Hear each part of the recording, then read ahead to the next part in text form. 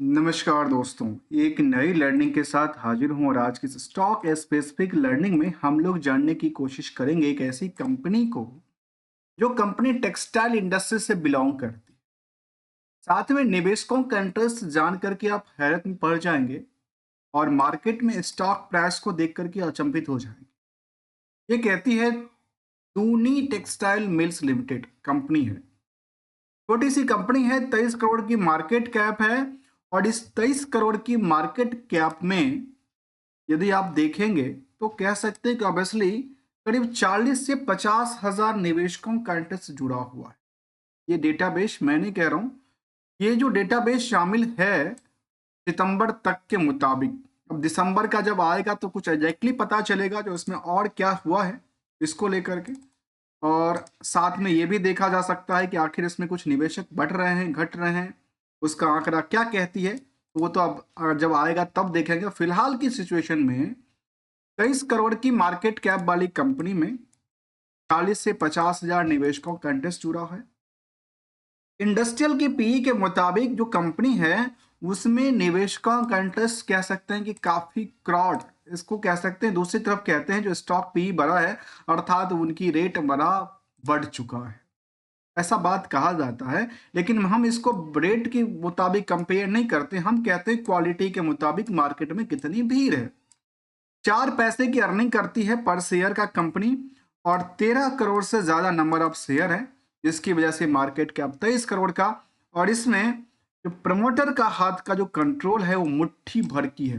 कितने की? केवल मुट्ठी भर की कंट्रोल है, वो भी 25% से कम, 21% के आसपास आंकड़ा रखा।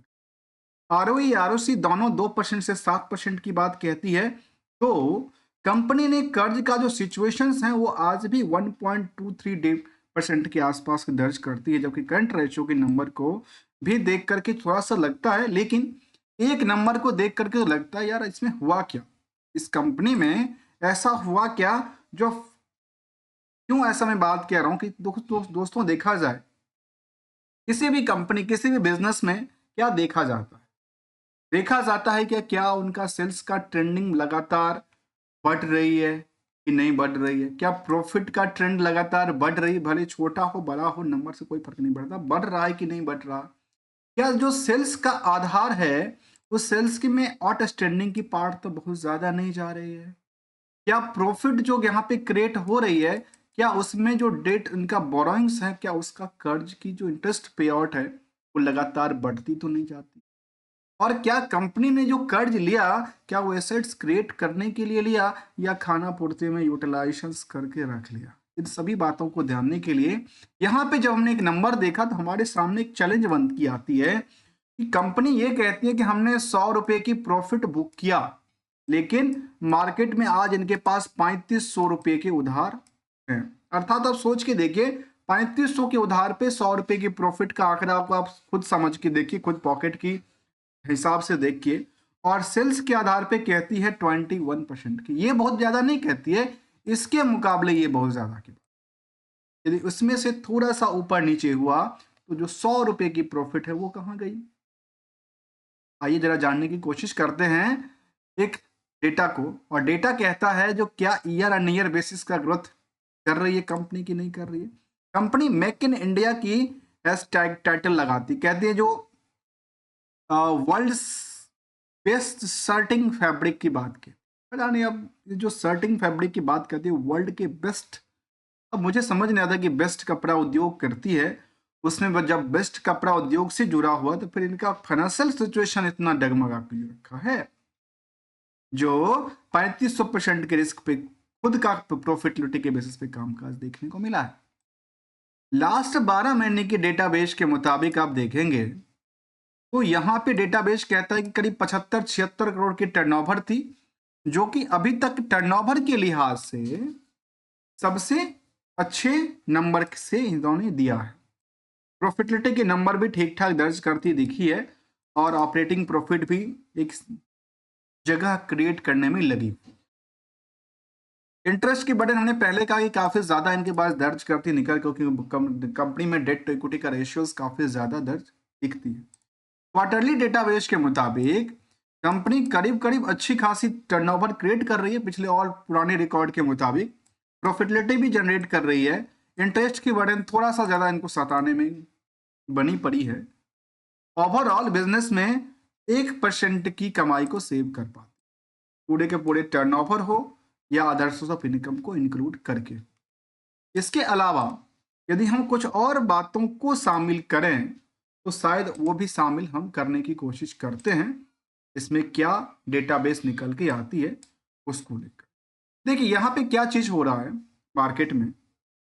यदि आप इनको देखेंगे तो ओवरऑल जो ट्रेंड रहा इनका, अब देखिए ट्रेंड यहाँ पे जैसे हम कह रहे थे कि क्या सेल्स का ट्रेंड लगातार बढ़ रही है या घट रही है, तो यहाँ पे देखा गया कि सेल्स का टर्नओवर जो सेल्स था वो लगातार परसेंटेज वाइज बढ़ती नजर आती है, प्रॉफिट लगातार बढ़ती जाती है। स्टॉक प्राइस सीजीआर के मुताबिक ऑन एवरेज नेगेटिव इंपैक्ट ही डाल रही है। रिटर्न ऑन इक्विटी उतनी बड़ी रैली तो नहीं दिखाने को रिचुलेशन की बात कहती है, लेकिन केवल और केवल ये दो बात इनको क्या कहती है, ये ऊंचाई पे पहुंचाने में साथ देने में साथ दे रही है। इसमें रिस्क फैक्टर को जाना जाए जो कि 3500% के आसपास की बातें कहती है, उसमें यहाँ पे जानिए तो इनके पास जो रिस्क है वो कितने दिन के लिए है, 4 मंथ के लिए बात कहती है। कितने दिन के लिए, 4 मंथ के लिए। चलिए अच्छी बात है, 4 महीने में पैसे तो आ जाते हैं। बैलेंस शीट के मुताबिक कंपनी के पास जो कर्ज की सिचुएशन रही है वो पिछले पीरियड के मुकाबले उन्होंने इंक्रीज किया। चलिए इंक्रीज किया तो कोई बात नहीं, क्या एक फंड को कंपनी, जब हम कोई देखते हैं कि कंपनी कोई कर्ज ले रही है, ठीक है, जब कोई कंपनी कर्ज ले रही है तो कंपनी कर्ज लेके क्या कर रही है, क्या वो कर्ज लेके कुछ प्रोडक्टिविटीज में यूज कर रही है, क्या वो खाना पूर्ति में लगा रही है, इनको भी जानना जरूरी पड़ जाता है। तो चलिए इनको भी जानने की कोशिश करते हैं क्या कहता है इसको लेकर के। यहां तक जो समझ में आया कि कंपनी के पास जो प्रोडक्टिविटीज थी वो देखने को नजर नहीं आती। कंपनी यदि प्रोडक्शन करती है इतने लंबे पैदान पे और कहती है हम इंडिया के बेस्ट कामकाज करते हैं, तो 1,29,00,000 के इनके पास एसेट्स हैं, जिसमें कि लैंड्स हो सकती है, बिल्डिंग्स हो सकती है, प्लांट्स हो सकती है, मशीनरी हो सकती है, चाहे वो कंप्यूटर लैपटॉप मोबाइल ही टेलीफोन ही क्यों ना हो वो भी हो सकता है। ज्यादातर पैसे कहाँ गए इनके, अदर एसेट्स के अंदर लगे पड़े। या अदर एसेट्स के अंदर जो पैसे लगे हैं, इन्वेंट्रीज 25 करोड़, आउटस्टैंडिंग 16 करोड़, ये दो इनको काफी ज्यादा डैमेज करती दिखी है। अब सोचिए 25 करोड़ के इन्वेंट्रीज के मुकाबले इन्होंने कितने की यूटिलाइजेशन किया, पिछले बार इनके पास 23 करोड़ के आसपास था, इस पीरियड में आके 25 करोड़ होता है, तो क्या कुछ बिकवाली तो किया होगा। तो बिकवाली के दौरान में देखा गया कि कंपनी ने इस सितंबर वाले में 16 करोड़ की बिकवाली कर दी। मतलब अपनी जो बिकवाली है वो कम है लेकिन प्रोडक्शन बढ़ने की ज्यादा उम्मीद है, ऐसा दिखता है। मैं वैसे बात अब इसको भी जानने की जरूरत पड़ेगी कि क्या जो इन्वेंट्रीज था एक और रेशियो निकाला जा सकता है, कैसे, उसकी जरा चर्चा करते हैं। देखिए इन्वेंट्रीज कितना था कंपनी में और साथ में इन्वेंट्रीज के बिहाफ पे सेल कितना कर पाई है, इसका भी एक रेशियो निकाला जा सकता है। उसमें एक ये समझा जा सकता है कि आखिर कंपनी में कितनी फंड की लिक्विडिटीज क्रिएट कर पा रही है अपने इस प्रोडक्शन हाउस से, अपने इन्वेंट्रीज के हिसाब से। अब आती है दूसरी पड़ाव, कहता है जो इसको लेकर के जब हमने ओवरऑल देखा तो ये कहता है H1 के डेटाबेस पे समझिए टोटल करीब करीब कह सकते हैं कि 38 करोड़ के आसपास इनका टोटल सेल्स था H1 की डेटाबेस के मुताबिक, H1 की फाइनेंशियल के मुताबिक यदि बात करें तो 38 करोड़ के टर्नओवर में 16 करोड़ के इनके पास आउटस्टैंडिंग पड़ा था और वो 4 महीने के लिए पड़ी थी। ओवरऑल लास्ट 12 महीने के डेटाबेस में 21% की आउटस्टैंडिंग के साथ कारोबार करती दिखी और 1% प्रॉफिट के बजाय कंपनी में प्रॉफिट वर्सेस आउटस्टैंडिंग पार्ट को देखा तो करीब 3500% के आसपास आंकड़ा साझा करती है। पीयर्स के मुकाबले कंपेयर किया जाए तो इसमें नाम निकल के आता आलोक इंडस्ट्रीज, एलएस इंडस्ट्रीज और बाकी कुछ सियाराम सिल्क जैसे कंपनी शामिल है। इन सभी कंपनियों में यदि आप उनको पार्ट को देखेंगे तो शायद ये दर्ज करती है तो उन सबसे कई ज्यादा भीड़ यहाँ पे भी है, चाहे सियाराम सिल्क हो, उससे ज्यादा क्राउड यहाँ पे डबल के आसपास की बातें कहती है निवेशकों को लेकर के। निवेशकों का इंटरेस्ट 40 से 50,000। FIDI की कोई बड़ी भूमिका नहीं है, कोई बड़ी इन्वेस्टमेंट नहीं है। आम पब्लिक के पास 77% की होल्डिंग है। उसमें भी कुछ 2 प्लेयर का तो नाम निकल के आता है जो बड़े प्लेयर हैं, लोग की लगातार बने पड़े हैं। और आम प्रमोटर के पास यदि देखा जाए तो 21% के जो प्रमोटर थे उनके पास करीब 21% की होल्डिंग थी। और वो जैसी थी वैसे ही आज भी 3-4 साल पहले की बात आज भी देखने को मिली। तो कंक्लूजन क्या निकला? कंक्लूजन निकला तो कंपनी में रिटर्न का जो परसेंटेज था वो थोड़ा कम का आंकड़ा देती है फाइनेंशियल फंडामेंटल के बेसिस पे। बस रिस्क फैक्टर आज भी थोड़ा सा ज्यादा दर्ज करती दिखी है। ओवरऑल यदि 1 साल की चार्ट ग्राफ को देखें, ज्यादा पुराना हम बात नहीं करेंगे, 1 साल की चार्ट ग्राफ को बात करें तो अभी एक ही रेंज में कई दिनों से स्टॉक क्या है ट्रेड करती दिख रही है। एक ही रेंज में दिख रही है, एक ही रेंज में लगातार एक ही इसको रेजिस्टेंस और सपोर्ट मान करके देखा जा सकता है। एक ही रेंज में बार बार पिछले 1 साल से घूमती नजर आती है। 2% प्रॉफिट 2% लॉस ऐसा चलता रहा है। तो फाइनेंशियल इसके चार्ट लेवल की बात करें, आइए जरा इसको और समझने की कोशिश करें तो हमारे सामने समझ में आती है जो कंपनी में कुछ लेटेस्ट अपडेट की तरफ कुछ लेके जाती है। कहती है जो अभी तो फिलहाल कोई अपडेट नहीं है।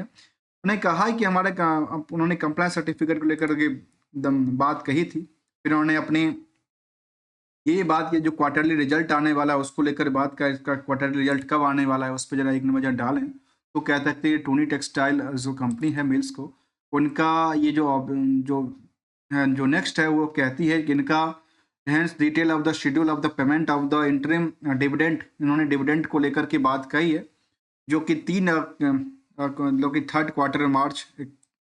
मार्च 21-25 की बात उन्होंने कहा है। उसमें डिविडेंड की बात उन्होंने रखी थी। और इसको लेकर के यदि हम BSE डेटाबेस को देखें तो यहाँ पे क्या देती है, कुछ दिया है, इंटीमेशन दिया था बस एक जिसमें क्वार्टरली रिजल्ट को लेकर के और पिछले कुछ सालों की डेटाबेस में कोई डिविडेंड का पार्ट नहीं रहा है कंपनी का। मैनेजमेंट ने ऐसा कुछ दिया नहीं। स्टैंडअलोन डेटा के बेसिस पे रेवेन्यू से लेकर के डिक्लाइन था तो नेट ऑपरेटिंग प्रॉफिट मार्जिन में रफ्तार पकड़ी, नेट प्रॉफिट मार्जिन में डबल के आसपास की रफ्तार पकड़ती नजर आई फ्रॉम द Q डेटाबेस के मुताबिक। जहां तक सालों साल का डेटाबेस है तो पिछले 5 से लेकर 10 सालों में इनके स्टॉक प्राइस में डिमांड बढ़ी थी। लेकिन फिलहाल की यदि हम को देखें तो फिलहाल कह सकते हैं कि इनकी जो ट्रेंडिंग रही है पिछले 1 साल 3 साल के दौरान की बात करें तो मार्केट एक बार पंप हुआ था और उसके बाद मार्केट फिर एक ही रेंज के आसपास आके अटकी पड़ी थी जिस प्राइस के आसपास पंप होने से पहले हुआ करता था। ऐसा ही देखने को मिला है। दोस्तों सिंगल सिम गोल्डन रूल हमेशा कहते हैं जो मार्केट में सस्टेन करने के लिए खुद की पॉलिसीज, खुद की एक्सपेक्टेशन, खुद की डिसीजन मेकिंग करनी पड़ेगी, तभी प्रॉफिट में लेके जा सकते हैं और अपनी लॉस को क्या कर सकते हैं, मिनिमाइज भी कर सकते हैं। और जहां तक इस कंपनी का सवाल है इसमें हमने बाकी कुछ कंपनियों के भी आगे चल के कंपेयर करेंगे आखिर टेक्सटाइल इंडस्ट्री में कौन कौन सी कंपनी कौन सी रैली क्रिएट कर रही है या नहीं कर रही है, तो इसको भी जानने की कोशिश करेंगे। विदाउट किसी ट्रेडिंग एडवाइजरी और नोट को लेकर के हम जानने की कोशिश करते हैं एज ए लर्निंग पार्ट। मिलेंगे कुछ नई स्टडी के साथ, न्यू कंपनी के साथ। तब तक के लिए थैंक्स फॉर द ज्वाइनिंग दोस्तों।